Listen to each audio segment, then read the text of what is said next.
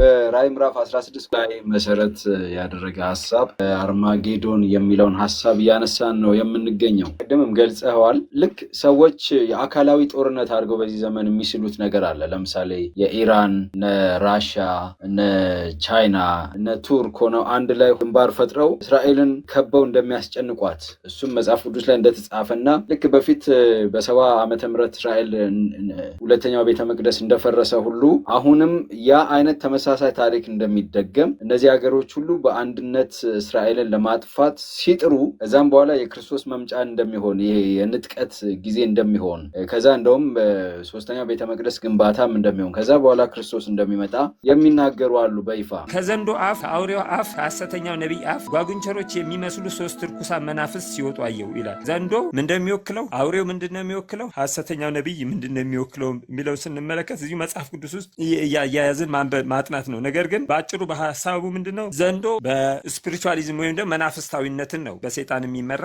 የመናፍስታዊ አሰራር ነው። በሌላ አነጋገር በተለይ ደግሞ በጣም የሚገለጠው ነፍስ አትሞት ከሚለው ሐሳብ ጋር የተያያዘ ነው ማለት ነው። መጨረሻ ላይ የሞቱ ሰዎችን መስሎ ልክ ሳኦል ዛ ሄዶ ጠንቋያ ቤት ሄዶ ሳሙኤልን መስሎ እንደታየ ሁሉ ልክ እንደዛ ሰይጣን አስመስሎ የሞቱ ሰዎችን አስመስሎ ምናልባትም እነ ጳውሎስን መስሎ እነ ጴጥሮስን መስሎ ተነስተዋል ከሞት ይኸው አስመስሎ የተሳሳተ ትምህርቱን እንዲያስተምር የሚያደርግበት ከሙታን መናፍስት ጋር የመገናኘት ወይም ደግሞ የሙታን መናፍስት መገለጥ የሰይጣን አስመስሎ መገለጥን የሚያሳይ ነው። አውሬው ጳጳሳዊ ስራ ራዕይ ምዕራፍ 13 ከአንድ ጀምሮ በግልጽ የምንመለከተው ነው። ሐሰተኛው ነቢይ ፕሮቴስታንት አሜሪካ ዋና መነሻ ቢሆንም ነገር ግን የእግዚአብሔር ሕዝብ የእግዚአብሔር አገልጋይ ነኝ ፕሮቴስታንት ነኝ ብሎ በሐሰት የሚጓዝ ከመንግስት ጋር ህብረትን የሚፈጥር የፕሮቴስታንት ስርዓትና ሲስተምን እነዚህ ሶስቱ አንድ ላይ ሆነው ምን ያደርጋሉ? ድንቅና ተአምራትን ያሳያሉ። ስለ ድንቅና ተአምራት በግልጽ ተቀምጦ እንመለከታለን።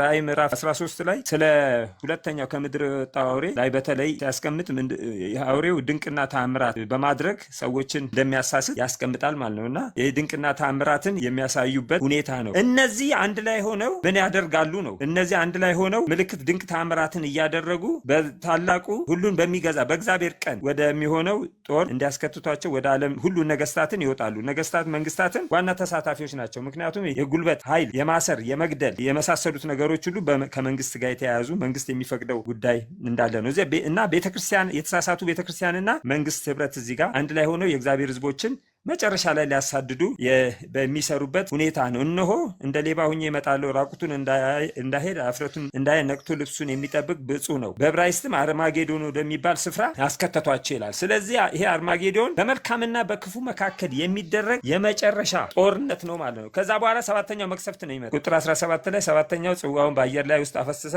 ከመቅደሱም ውስጥ ተፈጽሟል የሚል ታላቅ ድምፅ ከዙፋኑ ወጣ፣ መብረቅና ድምፅ ነጎድጓድ ሆኑ፣ ትልቅም የምድር መናወጥ ሆነ። ሰውን በምድር ከተፈጠረ ጀምሮ እንዲህ ያለ ታላቅ መናወጥ ከቶ አልነበረም። ከሁሉ በለጠ፣ ታላቂቱ ከተማ በሶስት ተከፋፈለች እያለ ይቀጥላል ማለት ነው። እና ይሄ የአርማጌዶን ጦርነት በመልካምና በክፉ መካከል የሚደረግ ዓለም አቀፋዊ ጦርነት ነው። ምዕራፍ 16 ከአንድ ጀምሮ ያለውን ስንመለከት ጦርነቱ የሆነ የአንድ ቦታ እንትን አይደለም። ይሄ ጽዋው የሚፈሰው መቅሰፍቶች የሚፈሱት እንደገና ደግሞ በስድስተኛው መቅሰፍት ላይ እንዳየኑ ማለት ነው የዓለም ነገስታት ሁሉ በምድር ያሉ ነገስታት ሁሉ የሚሳተፉበት ነው። ጃፓንም ያለ፣ አውስትራሊያም ያለ መንግስትና ህዝብ፣ ላቲን አሜሪካም ያለ መንግስትና ህዝብ፣ ስካንዲኔቪያንም ያለ መንግስትና ህዝብ፣ አውሮፓም ያለ በየአፍሪካም ያለ ሁሉም በያለበት የሚሳተፍበት በመልካምና በክፉ መካከል የሚደረግ ጦርነት ነው። በክርስቶስ ተከታዮችና በሰይጣን ተከታዮች መካከል የሚደረግ ዓለም አቀፍ ጦርነት ነው። ለዚህ ነው ዳንኤል በምድር ላይ ታይቶ የማይታወቅ ታላቅ መከራ ይሆናል የሚለውና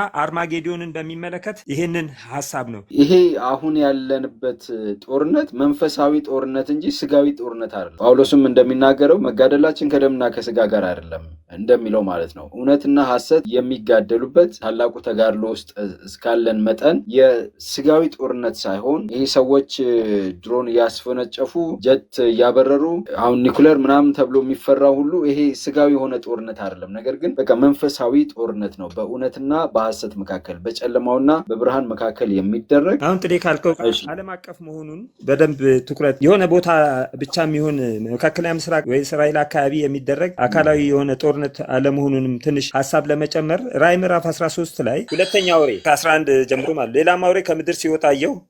ዩናይትድ ስቴትስ ማለት የበግ ቀንዶች የሚመስሉ 2 ቀንዶች ነበሩት፣ እንደ ዘንዶም ይናገር ነበር። በፊተኛው አውሬ ስልጣን በጳጳሳዊ ማለት ነው በእርሱ ፊት ሁሉን ያደርጋል። ለሞት የሆነ ቁስል የተፈወሰለት ለፊተኛው አውሬ ምድርና በእርሱ የሚኖሩትን እንዲሰግዱለት ያደርጋል። ምድርና በእርሱ የሚኖሩትን ከእስራኤል ጋር የተያያዘ አይደለም። እዚህ ጋር የሚናገር ያለው ለጳጳሳዊ ስርዓት እንዲሰግዱለት ወይም ደግሞ የእሱን ስርዓት እንዲከተሉ። እንዲሰግዱ ማለት የሄደው ፊት ለፊቱ አጎንብሶ የመስገድ ጉዳይ አይደለም። የእሱን ስርዓት እሱ ያወጣውን የሐሰት መጽሐፍ ቅዱስ ያልሆነን ትምህርት እንዲቀበሉ እንዲከተሉ ወይም ደግሞ ያንን እሱ ያወጣውን የሐሰተኛውን ሰንበት እንዲከተሉ የማድረግ ጉዳይ ነው።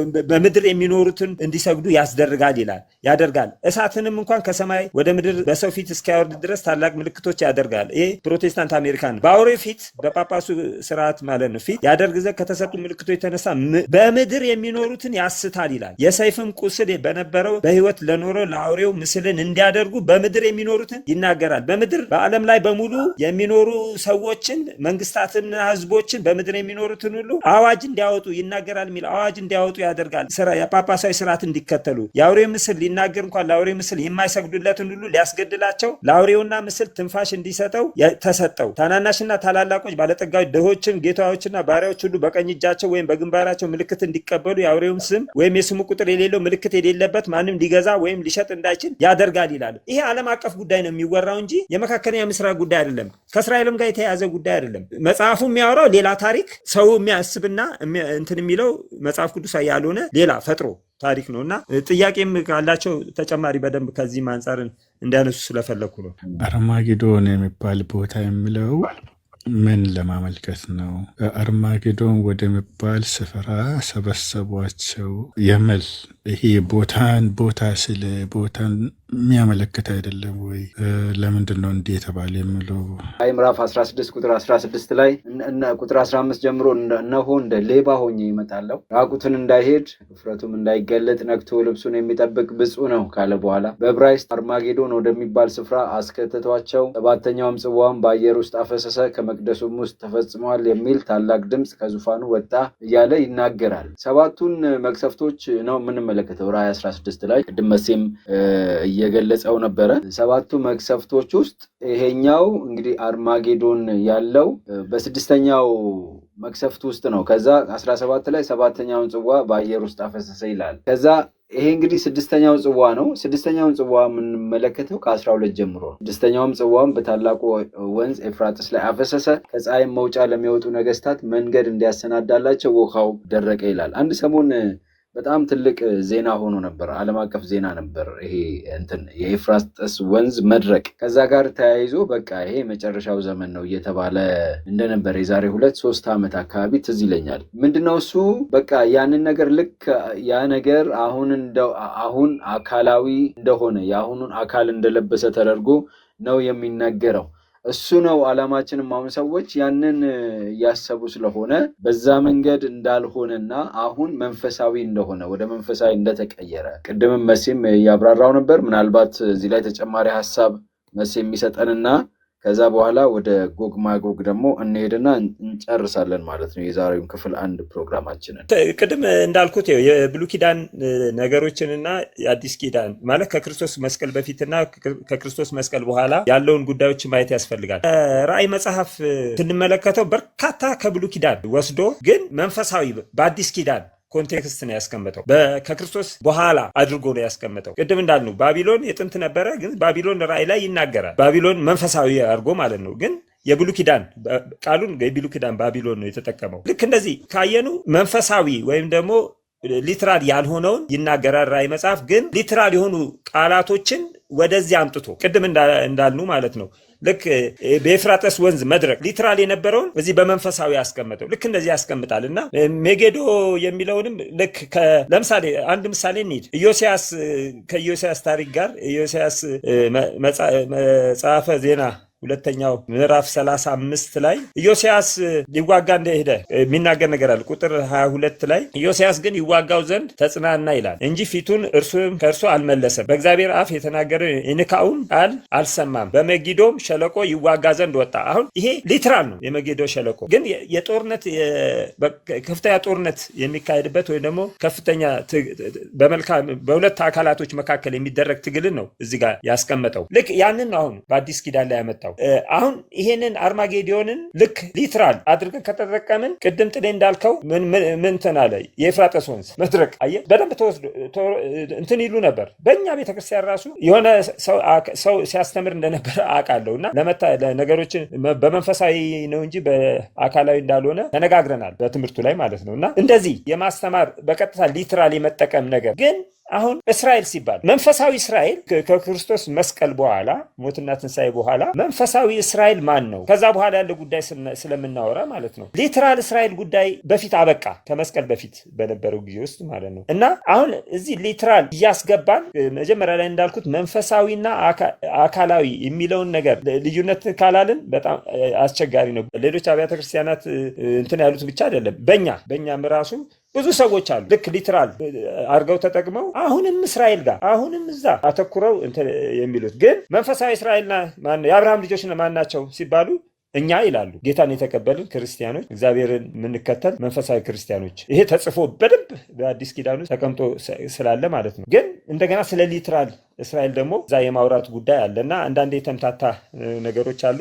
ግን አካላዊ የሚለው እዚህ ላይ መጠንቀቅ ስላለብን ነው። ሀስ ሜቢ አንተ የምጨምረው ነገር ካለ እኔ ግን ይሄንን ነው የምለው። መልካም መስ እግዚአብሔር ይባርክ። ሀሳብ ካለ ጨምር። መሴን እግዚአብሔር ይባርከው። በደንብ አድርጎ አብራርቶልኛል። ጥያቄው በደንብ ተመልሶልኛል። ይህ ጦርነት ልክ ነው፣ መንፈሳዊ ነው። በክፉና በመልካም መሀል የሚደረግ ጦርነት ነው። ፊዚካል አካላዊ እንደምን ብዙ ሰው ቲንክ ያስባል አካላዊ ብሎና እንደዛ ሳይሆን ይሄ መንፈሳዊ ይዘት ያለው ጦርነት ብለን ኤፌሶን ምዕራፍ 6 ከቁጥር 12 ጀምሮ ቅድም አንተም ስታነሳ የነበረው ውጊያችን ከስጋና ከደም ጋር አይደለም በትልቅ ስፍራ ካሉ መንፈሳዊ ኃይላት ጋር ነው የሚል አለ አይደለ? ያ ጦርነት አሁን መንፈሳዊ ጦርነት ወደፊት ይጀምራል ማለታችን ነው አይደለም። መንፈሳዊ ጦርነት ገና ያኔ ሰይጣን ከሰማይ ሲወድቅም ነው የጀመረው። አሁንም አለንበት ያ ጦርነት ስፒሪቹዋል ዋር ማለት ነው። ነገር ግን አርማጌዶን ጋር ምንድን ነው የሚሆነው ተብሎ ሲታይ ይሄ ፍጻሜ የሚያገኝበት ቦታ ነው። አርማጌዶን ይሄ መንፈሳዊ ውጊያ ያለንበት ፍጻሜ የሚያገኝበት ነው። ያ ጦርነት የአርማጌዶን ጦርነት ተብሎ የተባለው ማለት ነው። የዚህ መደምደሚያ የሆነበት ነው። ለምን ካልን ይህንን እርግጥ ነው በብሉይ ኪዳን ሲደረጉ የነበሩ ሊትራል የሆኑ ክስተቶች ወደፊት ለሚሆኑ ወደፊት ለሚፈጸሙ ያንን ነገር ኤግዛክትሊ ለምሳሌ ቅድም መሴም ስለ እንደነበረው ኤልዛቤል የምትባል አንዲት ሴት ነበር። በፕሮፌሲም ወደፊት አንድ ክስተት በኤልዛቤል ስም ሲጠቀስ ያቺ አንድ ሰው አንድ የነበረችው ሴት ትመጣለች ወይ እንደዛ አይነት አንድ ሲንግል ፐርሰን ሳይሆን እሷ አካባቢ የተከሰተው ክስተት ዘሴም ክስተት ይከሰታል ነው። አርማጌዶን የሚለው የሂብሩ ቃል ሃር እና ሜግዶን ከሚል ሃር ደግሞ ማውንት ነው ይላል፣ ተራራ ነው ይላል። ሜግዶን ደግሞ ሲቲ ማውንት ኦፍ ሜግዶ ብሎ ይገልጸዋል። የሜግዶ ተራራ አሁን ሜግዶ ከተማ ነች፣ በቫሊ በሸለቆዎች የተሞላች ከተማ። ሃር ደግሞ ብሎ ስል ደግሞ ሃር ደግሞ ተራራ ነው። ይሄ ስፍራ ይላል ሲያስቀምጥ ብሉይ ኪዳን ሊትራሊ ሲያስቀምጥ ማውንት ኦፍ ካርሜል በእኛ በአማርኛችን የምን ተራራ ነው? የቀርሜሎስ ተራራ። አሁን እቺ ከተማ ከዚህ ተራራ ትይዩ እዛ ተራራ ስር እንደምትገኝ ነው ሊትራሊ ራሱ የሚያስቀምጠው። ይሄ አጥኞች ስኮላሮች የሚያስቀምጡት ነው። በደንብ ያሉ ፊዚካሊ ያጠኑ ቦታዎች ነው። እና የዚህ ቦታ መገኘው ራሱ የሜግዶን ሲቲ ከማውንት ኦፍ ካርሜል ከቀርሜሎስ ተራራ ይሄ እንዲህ ስር ነው የምትገኘው ትይዩ። እዛ ቦታ ላይ ደግሞ ብዙ ደም አፋሳሽ ጦርነቶች ተካሂደዋል ይላል ታሪክ። ከዛ መሃል መሳፍንት ምዕራፍ 4 ላይ፣ አንደኛ ነገስት 18 ላይ እና ሁለተኛ ነገስት 23 ላይ ያሉ ጦርነቶችም እዛ እንደተካሄዱ የሚያሳይ ነገር አለው ነው። ምንድነው አሁን ከዚህ በዋናነት እንድንወስድ የፈለግኩት አንደኛ ነገስት ምዕራፍ 18 ከ17 እስከ 46 በበዓል ነቢያቶች እና ኤልያስ ያቀረቡትን መስዋዕት ነው የሚያሳዩ። መንፈሳዊ በጣም ትልቅ ሆነ። ይሄ አሁን ትልቅ ፒክቸር ይሰጠናል። እዛ ጋር የተካሄደው ያ መንፈሳዊ ጦርነት ማለት ነው። ኤልያስም እኔም ለአምላኬ መስዋዕትነት አቀርባለሁ፣ እናንተም የበዓል ነቢያቶች በዓላችሁ አምላክ ሆነ እስቲ መስዋዕት አቅርቡ፣ እውነተኛ አምላክ ይታይ የተባለበት ጊዜ አቀረቡ። የእግዚአብሔር ስም ከፍ ብሎ ታየ። ይሄ የበዓል ነቢያቶች ሐሰተኛ አምላክ አልታየም። እዛ ጋ ከፍተኛ የሆነ መንፈሳዊ እንትን ነው የተደረገው ነው ጦርነት። ያ ደግሞ ይሄ ወደፊት የሚሆነው ፒክቸር የሚሰጠን ነው። ያኔ ሊተራሊ የተደረገው ወደፊት ይሄ መንፈሳዊ በእውነተኛ አምላክና በሐሰተኛው አምላክ መሀል የሚደረግ በሰይጣንና በክርስቶስ መሀል የሚደረግ ጦርነት የመጨረሻው ይሆናል። አሁን አንደኛ ነገሥት 18:1 ላይ ኤልያስ አለ እና እስከ መቼ ነው በሁለት ሀሳብ የምትሆኑት? እግዚአብሔር አምላክ ሆነ እሱን ተከተሉት፣ በዓል አምላክ ሆነ ተከተሉት። አሁን ይሄ ሁሉም ሰው የመጨረሻውን ውሳኔ የሚያደርግበት ነው። እግዚአብሔር አምላክ ሆኖ ከሆነ የምከተለው አይ ብሎም ብሎ የመጨረሻ ውሳኔ ሰው ሁሉ የሚያደርግበት ነው። ከዛ በኋላ ምንድን ነው? ክርስቶስ ማምጫ ነው። ቅድም እንደተነበበው ከፀሐይ ማውጫ ለሚመጣው ንጉሥ መንገድ የሚከፈትበት መጨረሻ የሚሆንበት የመጨረሻው ጦርነት ለማለት ነው። አስረዘምኩኝ፣ ይቅርታ። እግዚአብሔር ባርክ። መቼም ተባረክ። አንድ ጥያቄ ልጠይቅና ወደሚቀጥለው ሀሳብ እንሄዳለን። ምንድነው ጥያቄው? አሁን እየተካሄዱ ያሉ ጦርነቶች ወይም ስጋ ለብሰው ያሉ አሁን የምናያቸው በዓለም ላይ በተለያየ ስፍራ ያሉ ጦርነቶች ከመንፈሳዊው ነገር ጋር ይገናኛሉ ወይስ አይገናኙ የሚል ሀሳብ እናንሳና ወደ ጎግ ማጎግ እንሄዳለን። ይሄ ሴጣን ደም አፋሳሽ ነው። ጥፋትን ስለ መውደዱ አንጻር ብዙ ነገሮች በምድር ላይ ያደርጋል። በመልካምና በክፉ መካከል የሚደረጉ ጦርነቶች ናቸው ብለን መደምደም አንችልም። ሁልጊዜ ተጋድሎ አለ። በመልካምና በክፉ መካከል ተጋድሎ አለ። ግልጽ ሆኖ በማሳደድ በመግደል በማሰር በመሳሰሉት ጊዜያቶች ኖረው ከዚህ በፊትም መጽሐፍ ቅዱሳዊ ታሪኮች አሉ።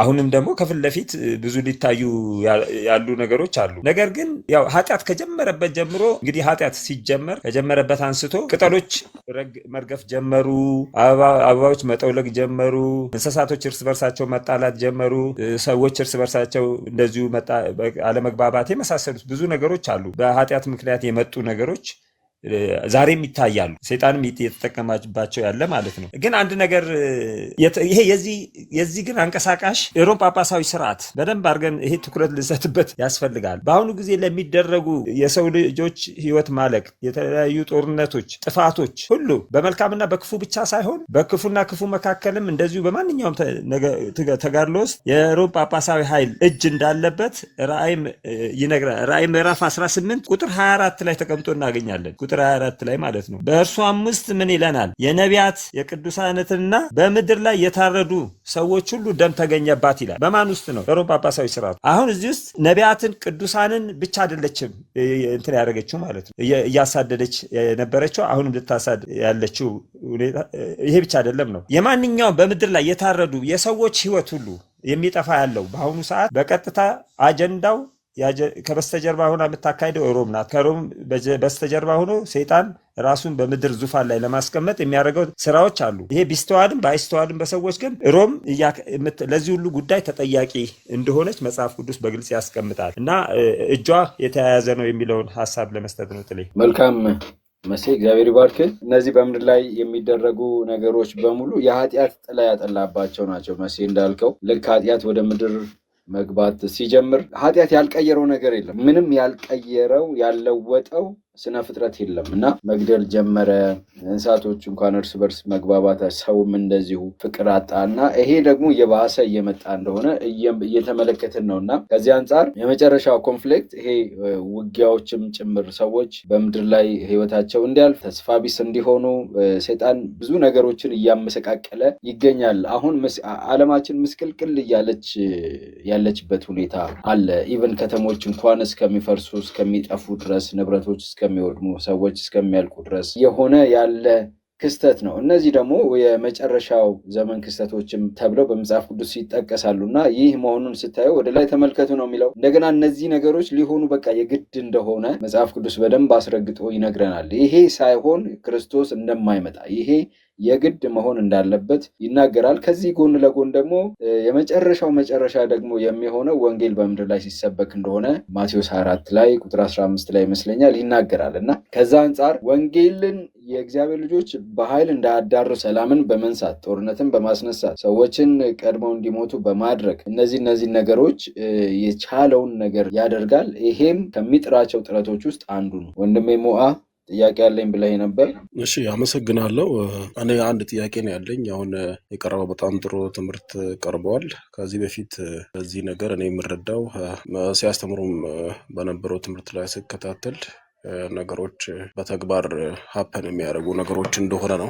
አሁን ይሄ ነገር ሙሉ በሙሉ ደግሞ ተምሳሌታዊ ከሆነ በአዲስ ኪዳን ትንሽ በመሃል ወጥቼ ነበርና ብዙ ሙሉውን አልሰማሁትም። በእርግጥ ተምሳሌታዊ የሚሆን ከሆነ በክፉና በመልካም መካከል የሚደረገው ጦርነት ሰይጣን ለዘላለም የሚጠፋበት የማይሆን ከሆነ እሱ እንዴት ነው ማለት ይሄንን ተምሳሌታዊነቱን የምንረዳው ከሆነ ይሄኛው እንዴት ነው የምንረዳው? በአዲስ ኪዳን ሁሉም ነገር ተምሳሌታዊ አድርገን የምንወስድ ከሆነ ገቢራዊ የሚሆኑ ነገሮች አይምታታብንም ወይ? ምናልባት ጥያቄ ግልጽ ከሆነ አላውቅም። ሁሉም ነገር በምሳሌ የተቀመጡ ናቸው ወይ? ቅድም ስነሳ እንደነበረው በአዲስ ኪዳን ያሉት የተገለጹት በተለይ ደግሞ ትንቢታዊ በሆኑ ሀሳቦች የተቀመጡት ነገሮች በሙሉ ምሳሌያዊነት ብቻ ነው የተቀመጡት?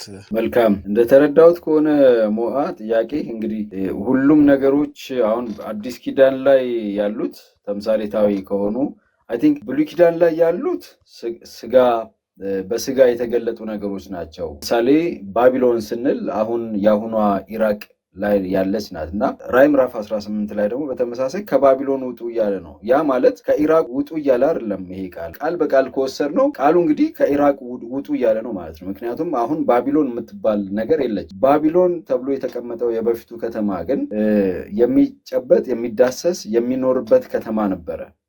በናምሩድ የተመሰረተች አመሰራቷ ዘፍጥረት ምዕራፍ 11 ላይ የሆነች ከተማ ነበረች እና ንጉሥ ናቡከደነፆር አስተዳደራት እንዲህ እያለ ዘመናትን ተሻግራ አሁን ከተማዋ ጠፍታ እቺ ከተማ ግን ስትኖርበት የነበረች አገር ኢራቅ ውስጥ ባግዳድ የምትባል አንድ ትንሽዬ ሰፈር ናት እና ራዕይ ምዕራፍ 18 ላይ ደግሞ ሕዝቦች ከባቢሎን ውጡ ይላል። ምን ማለት ነው ያ ስንል አሁን መንፈሳዊ ባቢሎን ነች ያለችው። ሰዎች በስህተት የገነቧት ያለ እግዚአብሔር ፈቃድ የተገነባች ባቢሎን የተባለች ድብልቅልቅ የሚል ስያሜ ያላት ከተማ ናት እና አሁን ደግሞ በመንፈሳዊው ዓለም ውስጥ ባቢሎን የሚባል አለ ማለት ነው። ልክ እንደዛው ተመሳሳይ ያለ እግዚአብሔር ፍቃድ የሆኑ ነገሮች በሙሉ ያለ እግዚአብሔር ፍቃድ የምናደርጋቸው፣ ያለ እግዚአብሔር ፍቃድ የምንገነባቸው፣ ያለ እግዚአብሔር ፍቃድ የምንሰራቸው ከዛ ከምንገባባቸው ኃጢአቶች እንድንወጣ ያሳስባል። ያ ማለት ከባቢሎን ውጡ ማለት ከሐሰት ትምህርት ውጡ፣ ከድብልቅልቅ ውጡ፣ ከሐሰተኛ ቤተክርስቲያን ውጡ፣ ከዓለም ተለዩ እያለ ነው ማለት። ስለዚህ እዛ የነበረው አካል እዚህ ጋር ደግሞ መንፈሳዊ ይሆናል ማለት። ስለዚህ ከዚህ አንጻር አሁን ያለውን እንዳለ ምሳሌ ነው የምንል ከሆነ የክርስቶስስ ምጽአት እንዴት ነው የሚታየው ይመስለኛል። ሞአ ጥያቄ አይደለ? አዎ አሁን የክርስቶስ ምጽአትንም ልንለው ሰይጣን መጥፋት ለዘላለም እንደሚጠፉ መጽሐፍ ቅዱስ ያስቀምጣል። እሱስ ተምሳሌታዊ ሁሉም ነገር ተምሳሌታዊ ነው ካለ እነዚህ አይነት ክስተቶችም ተምሳሌታዊ ናቸው ወይ? አሁን አንተ ባነሳው ላይ ራሱ ባቢሎን በጊዜው የነበረች አንድ ኤምፓየር ነበረ ወይም ደግሞ የሆነ መንግስት ነበረ ይታወቃል። እሱ ኖሮ በመጽሐፍ ቅዱስም ሆነ በታሪክም መኖሩ ይታወቃል። ከዛ በኋላም ግን ሙሉ በሙሉ አሁን እግዚአብሔር ከባቢሎን ውጡ እያለ ጥሪ የሚያቀርብበት ፊዚካሊ የለም ወይ? አሁን ያንን የባቢሎንነትን ገጸ ባህሪውም ደግሞ ማንነት የተላበሰ ፊዚካሊ ዓለም ላይ አሁንም ያንን አሁን አንተ የገለጽከው አይነት ባህሪ የተላበሰ ፊዚካሊ ዓለም ላይ የለም። ያ ሲስተም አለ ብዬ አምናለሁ። አሁን የባቢሎንነትን እንትን የተላበሰ ሲስተም ዓለም ላይ አለ፣ አሁንም አለ ማለት እንችላለን ብዬ አስባለሁ። እና እነኚህን ነገሮች በሙሉ ተምሳሌታዊ ካደረግ እንዴት ነው በተግባር የምንጠብቃቸውን ነገሮች ለመቀበል አስቸጋሪ የሚሆን ይመስለኛል። ሀሳብ ሞአ ተባረክ። እሺ መስ ይቀጥል። ያው መንፈሳዊ አካላዊ ስንል በጥሩ ምሳሌ ስለ እስራኤል አሁን መንፈሳዊ እስራኤል ክርስቶስ ኢየሱስ የተቀበሉ አካላቶች ናቸው። የሊትራል የጥንቷ እስራኤል ክርስቶስን ባለመቀበል በመስቀልም እንደገና ደግሞ በመጨረሻ እስጢፋኖስን በመውገር ወንጌል ለአሕዛብ ተደረገ፣ ለዓለም ሁሉ እንዲዳረስ ተደረገ። መንፈሳዊ እስራኤል የአብርሃም ልጆች እነማን ናቸው? እነዛ አይደሉም ሊትራሎች። አሁን አሁን ሊትራልና ስፒሪቹዋል የሚለውን በዚህ መልክ ነው። አሁን ጥሩ ምሳሌ የሚሆነን ይሄ ነው። ዛሬ ክርስቶስን ኢየሱስን ያመኑ እሱ የሚለውን የሚታዘዙ በሱ መንገድ የሚሄዱ ከእሱ ጋር የተጣበቁ ክርስቲያኖች እስራኤሎች ናቸው፣ የአብርሃም ልጆች ናቸው። ይሄ መጽሐፍ ቅዱስ በግልጽ ያስቀምጠዋል። እና አሁን ሊትራልና ስፒሪቹዋል አሁን በዚህ ኮንቴክስት ነው የምናየው። ቅድም ስለ ባቢሎን ራሱ አንተም አንስተዋል። አሁን ባቢሎን ለምሳሌ እንበልና ፈራርሳለች፣ ግን ብትኖር ባትፈራርስ ኖሮ ማለት ነው። ያው በትንቢቱ በጊዜው ፈራረሰች። ነገር ግን ብትኖር እንኳን እስካሁን ድረስ በመካከለኛው ምስራቅ ብትቆይ ከእርሷ አውጡ ራእይ ላይ አሁን ከእርሷ አውጡ ብሎ ሲያስቀምጥ ከዛ ቅድም ጥሌም ሲል እንደነበረው ከዛች ባቢሎን ከሊትራሏ ውጡ አይደለም ነው። እስራኤልም ሲባል አሁን ሊትራል እስራኤሉ አሁን መካከለኛው ምስራቅ ላይ ያሉ እስራኤል አለች። ስለሷ ጉዳይ አይደለም። እስራኤል ከተባለ በመንፈሳዊ ክርስቶስ ኢየሱስን ያመኑ ናቸው። ከመቼ ጀምሮ? ከመስቀሉ ወዲህ ማለት እና በዚህ መልክ ነው አሁን ሊትራል። እንዲያውም ስለ ጎግ ስናወራ አሁን የበለጠ ትንሽ ግልጽ በዚህ ልክ ተመሳሳይ ታሪክ ነው የምናወራው። ምክንያቱም ወደ ጎግ እንሂድና በዛው አንዳንድ ሀሳቦች ሰዓቱ ምናልባት ላይ እየሄደን ከሆነ ለምሳሌ ጎግ ማጎግ አሁን እንምጣ። በሊትራልና በስፒሪቹዋል ነው እንትን አሁንም በአካላዊና በመንፈሳዊ ነው የምናየው ማለት ነው። አሁን በመንፈሳዊ ስንመጣ ራእይ መጽሐፍ ላይ ቁጥር 20 ላይ ምዕራፍ 20 ቁጥር 1 ላይ የጥልቁን መክፈቻና ታላቁ ሰንሰለት በእጁ የያዘ መልአክ ከሰማይ ሲወርድ አየሁ። የቀደመውን እባብ ዘንዶውን እርሱን ዲያብሎስና ሰይጣን የተባለውን ያዘው፣ 1000 ዓመትም አሰረው፣ ወደ ጥልቅም ጣለው ይላል። አሕዛብን ወደፊት እንዳያስት 1000 ዓመት እስኪፈጸም ድረስ በእርሱ ላይ ዘግቶ ማህተም አደረገበት ይላል። አሁን ሰይጣንን 1000 ዓመት እንዲታሰር ሲያደርግ እንመለከታለን እዚህ ጋር። ከዛ ይቀጥልና ቁጥር 7 ላይ 1000 ዓመት ሲፈጸም ሰይጣን ከእስራቱ ይፈታል። አሁን ይህ ስለ 1000 ዓመት አንድ የራሱ የሆነ ሰፊ ትምህርት ነው። ግን 1000 ዓመት አሁን ክርስቶስ ዳግም ከመጣ በኋላ ሰይጣን በምድር ብቻውን የሚቀርበት፣ ኃጢአተኞች የሞቱት የማይነሱበት፣ በህይወት ደግሞ የነበሩት ቅድም 7ቱ መቅሰፍቶች ላይ ስናወራ እንደነበረው ሲያሳድዱ የነበሩት በክርስቶስ ክብር የተነሳ በእሱ ፊት መቆም ስለማይችሉ የሚሞቱበት፣ ጻድቃኖች ደግሞ ሰማይ የሚሄዱበት እዛው ራእይ 20 ላይ ይናገራል። እና ጻድቃኖች ወደ ሰማይ የሚሄዱበት 1000 ዓመት ድረስ የሚቆዩበት በምድር ሰይጣን የሚታሰርበት ነው። ከዛ በኋላ ይፈታል ነው ሰይጣን። አሁን የታሰረ የሚለው ሰውም አልነበረም በምድር ላይ። ኤርሚያስ ላይ ተቀምጦ እናያለን። ሰው በምድር ላይ የለም። ከዛ በኋላ የሚያስተውም የለም። ማንንም አያስትም። ብቻውን ከአጋንንቱ ጋር ቁጭ ይላል ማለት ነው። በዚህ ምድር ላይ ታሰረ። ከዛ 1000 ዓመት ሲፈጸም የሞቱ ኃጢያን ለፍርድ ይነሳሉ። አዲሲቱ ኢየሩሳሌም ከሰማይ ትወርዳለች ይለናል። አዲሲቱ ኢየሩሳሌም ከወረደች በኋላ በዚህ ምድር ላይ ታርፋለች። ከዛ ኃጢአተኞች ለፍርድ እንዲነሱ ይደረጋል። ከዛም በኋላ ሰይጣን ይፈታል። ለምን እንደሚፈታው ሰዎች አገኘ ማለት ነው ለፍርድ ሲነሱ። ከዛ ምንድነው የሚያደርገው? አዲሲቱ ኢየሩሳሌምን ከሰማይ የወረደችውን ክርስቶስና ቅዱሳን ያሉባትን ያችን ለመውረድና ለመውሰድ ጎግ ማጎግ ያሰልፋል ይለናል። 1000 ዓመት ሲፈጸም ሰይጣን ከስራቱ ይፈታል። በምድር ማዕዘን ያሉትን አሕዛብ ጎግና ማጎግ እንዲያስታቸው ለሰልፍ እንዲያስከትታቸው ይወጣል። ቁጥራቸው እንደ ባህር አሸዋ የሚያህል ነው ይላል። ወደ ምድር ስፋት ወደ ቅዱሳን ሰፈር የተወደደችውን ከተማ ከበቡ። እሳትም ከሰማይ ከእግዚአብሔር ዘንድ ወርዳ በላቻቸው። ይሄ የመጨረሻ ፍርድ ነው። እዚህ ላይ ጥረት ሲያደርጉ ጎግ ማጎግ እዚህ ላይ ነው የተጠቀሰው ራእይ መጽሐፍ ላይ። ግን በእንትን ላይ ግን አለ ብሉይ ኪዳን ላይ አሁን ይሄኛው መንፈሳዊ ጦርነት ነው። ጎግ ማጎግ ላይ የሚሰለፉት እነኛ አካላቶች ኃጢአተኞች እግዚአብሔር ሕዝቦችን ከመሞታቸው በፊት ሲያሳድዱ የነበሩ ናቸው። አሁን ወደ ሕዝቅኤል እንሂድና ስለ ጎግ የሚያስቀምጠው ነገር አለ። አሁን ሁለቱን አያይዘን እንመለከታለን። ስለ ጎግ ሕዝቅኤል ምዕራፍ 38 ላይ ምን ይላል? ከቁጥር 38 እና 39 ላይ አለ። ግን እኔ የማነበው ከ38 ቁጥር 18 ጀምሮ በዚያን ቀን ጎግ በእስራኤል ምድር ላይ በመጣ ጊዜ መቅሰፍቴን በመዓቴ ይመጣል ይላል ጌታ እግዚአብሔር። አሁን ተመልከቱ። እኔ እንግሊዘኛው ላንብብ፣ ወደ እንግሊዘኛው የበለጠ ስለሚያብራራ ነው። and it shall come to pass at the same time when Gog shall come against the land of Israel says the Lord God that my fury shall come up in my face ይላል። የእስራኤል ህዝቦች ላይ ይመጣል ይላል። ይሄ የሚመጣው ምንድነው?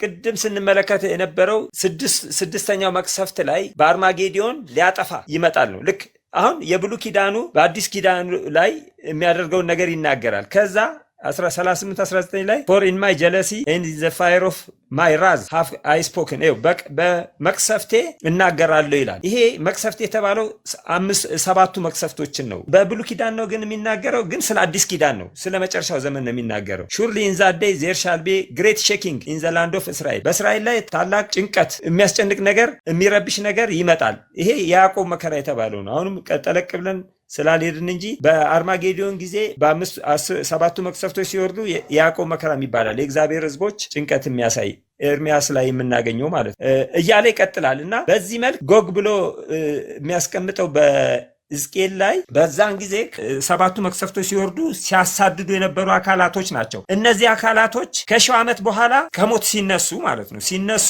በተመሳሳይ የማሳደድ ስራቸውን ይቀጥላሉ። ወይም ደግሞ አዲሱ ኢየሩሳሌምን ለመውረስ የእግዚአብሔር ሕዝቦችን ለማጥፋትና ያንን የአዲሱ ኢየሩሳሌምን ለመውሰድ ጥረት ያደርጋሉ ነው የሚለን ራእይ። ጎግ ማጎግ የተባለው ለዚህ ነው ያሰልፋቸዋል ይላል እና ጎግ ማጎግ እዚህ ላይ ራእይ ላይ ከሺህ ዓመት በኋላ ጎግ ማጎግ የሚለው ቃል ቢጠቀምም ከሺህ ዓመት በፊት ግን በሰባቱ መቅሰፍቶች ሲወርዱ የሚያሳድዱት እነኛ አካላቶች ናቸው። በኋላ ከሞት ተነስተው እንደገና በተመሳሳይ ሁኔታ የሚያሳድዱት እና ሕዝቅኤል ሲናገር የወደፊት ትንቢቱን ነው። የአሁን የኛ ጊዜ ከፊት ለፊት ያችን ያለውን ከክርስቶስ ዳግም ምጽአት ጋር እና ከዳግም ምጽአቱ በኋላ ከሺህ ዓመት በኋላ የሚሆነውን ጉዳይ ነው የሚናገረው እና የብሉይ ኪዳን ታሪክ ሁሉም ለማለት አይደለም። ሶፎንያስን ብንመለከት የሶፎንያስ ትንቢት በጊዜው ለነበሩት ሊትራል እስራኤል ለይሁዳ የተነገረ ትንቢት ነው። እንደገና ደግሞ ስለምን የተነገረ ነው? ስለ እኛ ዘመን ደግሞ የተነገረ ነው እና ሊትራልና ስፒሪቹዋል የሚለው በዚህ ኮንቴክስት ነው እንጂ እዚህ የተጻፈው በአዲስ ኪዳን የተጻፈውን ተምሳሌያዊ ስፒሪቹዋል ነው ስንል ተምሳሌያዊ የሚለው ቃል ምናልባት ኤግዛክት አናቱ ላይ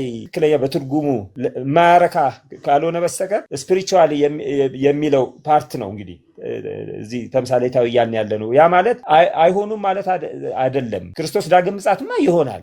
አሁንም እየተናገርን ነው። እነኚህ ነገሮች ሁሉ በአዲስ ኪዳን የተጻፉት ሁሉ ፍጻሜ ያገኛሉ። ግን በብሉይ ኪዳን በመንፈሳዊ እይታ ነው እንጂ በአካላዊ አይደለም የሚል ነው እንጂ ምናልባት ሞዓ ግልጽ ከሆነልህ መልካም። መስ እግዚአብሔር ይባርክ። ሞዓ ሀሳብ ካለ ጥሩ ነው። በጣም በጥሩ ሁኔታ ተገልጿል። እዛ ጋር እኔ በደንብ ግልጽ እንዲሆን የፈለግኩት ነገር ምንድን ነው፣ ተምሳሌታዊ የተቀመጡት ነገሮች እና ኢንፋክትም ይሆናሉ ተብሎ የሚጠበቁት ነገሮች እንዴት ስናነባ አንደርስታንድ ለማድረግ እንድንችል ማለት ነው። ሁሉም ነገር ተምሳሌታዊ አይደለም፣ ሁሉም ነገር ደግሞ መንፈሳዊ አይደለም ማለት የተቀመጡ ነጥቦችን ያንን አይደንቲፋይ የምናደርግበት ፖይንት እሱን ለመረዳት ፈልጌ ነው እና ጥሩ ነው። አመሰግናለሁ። ወንድማችን ሞዓ ተባረክ። ለማንኛውም ማወቅ ያለብን ራእይ መጽሐፍ ላይ የተነገሩ ነገሮች ሁሉም ነገር ተምሳሌታዊ ነው ማለት አይደለም። ሊትራሊ የሚፈጸሙ አሁን 1000 በምንም አሁን የ1000 ዓመትን የጊዜ ገደቡን በምንም ሁኔታ ተምሳሌታዊ ነው ብለን ልንፈታው አንችልም። 1000 ነው፣ ምንም አታረገውም። አይደለ እንደዛ ነን። ሊትራሊ 1000 በቃ 1000 ነው እንጠብቃለን። 1000 ዓመት ተቆጥሮ የሚፈጸም ማለት ነው። 21 ላይ ደግሞ አዲሲቷ ከተማ ከእግዚአብሔር ዘንድ ስትወርድ አየሁ የሚለውን በቃ እየተወርዳለች እንጠብቃለን ነው። ሊትራል ከተማ አለ አይደለ? እንደዚህ ነው። በእርግጥም አሁን ሰባቱ መቅሰፍቶች ሊትራሊ የሚወርዱ ናቸው ነው። ሊትራሊ ሁሉም ነገር ሲምቦሊክ ነው፣ ተምሳሌታዊ ነው ማለት አንችልም። ይሄ እንግዲህ ኢንተርፕሪቴሽን ነው አለ አይደለ? ስናነብ አፈታት መንፈታው እንዴት ነው መንፈታው? አንዳንዱ ኮንቴክስቹዋል ሂስቶሪካል ነገሮችን እያየን ነው መንፈታው። ሁሉም ሲምቦሊክ ነው ማለት አንችልም ለማለት ነው። መልካም እውነት ነው። ሀስ ዛሬ ክፍል 1 ነው ይሄ ጅማሬያችን እንጂ ፍጻሜያችን አይደለም። ክፍል 2 3 ይቀጥላል። ምክንያቱም ሌሎች ብዙ ጥያቄዎች አሉ በዚህ ዙሪያ ብዙ ያለ መረዳት የሚነሱ ሀሳቦች አሉና ስፔሲፊክ የሆኑ ቦታዎችን እየጠቀሱ ያንን ቦታ እያሳዩ እዚህ ቦታ ነው አርማጌዶን። ለምሳሌ አሁን እኛ መንፈሳዊ እስራኤላውያኖች ነን። ክርስቶስ መጀመሪያ አካላዊውን እስራኤል መረጠ። ከዛ በኋላ ግን ክርስቶስ ለሁሉም ለዓለም ሕዝብ ሁሉ ሞተ። በዛ ሞቱ አማካኝነት እሱን ያመነ ሁሉ የእሱ ልጅ ነው እና ያንን ልክ አሁን ይሄንን ነገር ራሱ በቃ እስራኤልን ልክ እንደ ሁለት ነገር ነው የምንስተው ስንናገር በዚህ አይነት መንገድ። አንደኛው መንፈሳዊ ልጆች ነን፣ የእግዚአብሔር ልጆች ነን፣ እኛ መንፈሳዊ እስራኤላውያኖች ነን እያልን ግን ደግሞ አካላዊውን እስራኤል በቃ ልክ በእግዚአብሔር እንደተመረጠ አሁንም እንዳልተተፋ አሁንም ማለት በቃ ጀስት ከኛ ጋር እኩል ናቸው እነሱ። ክርስቶስን ያመነ ሁሉ ይድናል፣ ያላመነ ደግሞ ይፈረድበታል እንደሚለው ቃሉ ማለት ነው። አሁን እስራኤላውያኖች አብዛኛው ኦልሞስት 80% የሚሆኑት አይሁዶች ናቸው። ሌሎቹ ሙስሊም ናቸው። ክርስቲያን በጣም ትንሽ ፐርሰንት ነው፣ 5 ወይ 6% የሚሆኑ ናቸው ክርስቲያኖች። እና በዚህ መንገድ እስራኤል በቃ ብሉይ ኪዳን ላይ ብዙ ስም ስላላትና ስለተጠቀሰች አሁንም ጭምር ያ አካላዊ ማንነቷ እንደሚንጸባረቅና ሰዎች ሁሉ ተነስተው እሷ ላይ መንግስታት ተነስተው እሷ ላይ እንደሚረባረቡ ያን ፍጻሜ እንደሚሆን ተደርጎ በብዙ ወንጌል አብያተ ክርስቲያናት ዘንድ ሁሉ የሚሰበኩ ናቸው። እንደውም በቃ እስራኤልን የነካ ማለት በቃ በዓይናቸው መጣ ማለት ነው። እሱንም ጭምር ከዚህ በፊት አይተን ነበረ። እንግዲህ 34 ላይ የአይሁድ ህዝብ የምህረት ጊዜው እንዳበቃ ፋኖስን ሲወግሩ ከዚህ በፊት 1844 በሚለውም ሀሳብ እያወራን ነበረ። ከዚህም በኋላ ካስፈለገ እሱንም እናነሳለን። የገባችሁ የተሳተፋችሁ ሁሉ እግዚአብሔር ፈጽሞ ይባርካችሁ። ጎግ ማጎግ የሚለውን እሱን ገና አላያችሁትማ? ምናልባት ሰፊ እርግጥ እያንዳንዱ የሕዝቅኤልን 38 ሀሳቦች ዝም ባጭሩ ነው እንጂ በእነኚህ 7ቱ መቅሰፍቶች ጋር የተያያዙ ነው፣ ትንቢት ነው። ስለዚህ ከዛ ጋር አያይዘን ወይ በሚቀጥለው ጎግ ማጎግን እናያለን። እዚህ ጋር ጎግ ብሎ ነው የሚያስቀምጠው ሕዝቅኤል ላይ፣ ግን ጎግ ማጎግ የሚለው ራእይ ላይ ምዕራፍ 20 ላይ ከ1000 ዓመት በኋላ ጎግ ማጎግ ብሎ ቢናገርም ሀሳቡን አጭር ለማድረግ ነው ቢናገርም ጎግ ማጎግን አሰልፎ ከተማዋን ለመቀማት ይሞክራል የሚለው እነኚህ ጎግ ማጎጎች ራእይ ምዕራፍ ከ1000 ዓመት በፊት ምዕራፍ 16 ላይ በመቅሰፍቶቹ ጊዜ የእግዚአብሔር ሕዝቦችን ሲያሳድዱ የነበሩት በተለይ እነዛ አካላቶች ሕዝቅኤል ጎግ ብሎ ነው የሚያስቀምጣቸው። እነዛን ከዛ ጋር ይያያዛል። ስለዚህ ከሞቱ በኋላ ተነስተው በኋላ ላይ ሰይጣን አስተባብሮ እንደሚያሰልፋቸው እነኛ አካላቶችን ሌሎችንም ጨምሮ ያንን ለመግለጽ ነው። በሚቀጥለው ላይ እያንዳንዱ ጥቅሱን ሕዝቅኤልን መሰረት አድርገን እያያያዝን ከራእይ 16 ጋር እናጠናለን። ሕዝቅኤል 38 ጋር አያይዘን ሕዝቅኤል 38 ብዙ ሰዎች የሚያነሱትም ሀሳብ ስለሆነ ከእሱ ጋር አያይዘን እናነሳለን። የጌታ ጸጋ ይብዛላችሁ። ተባረኩ።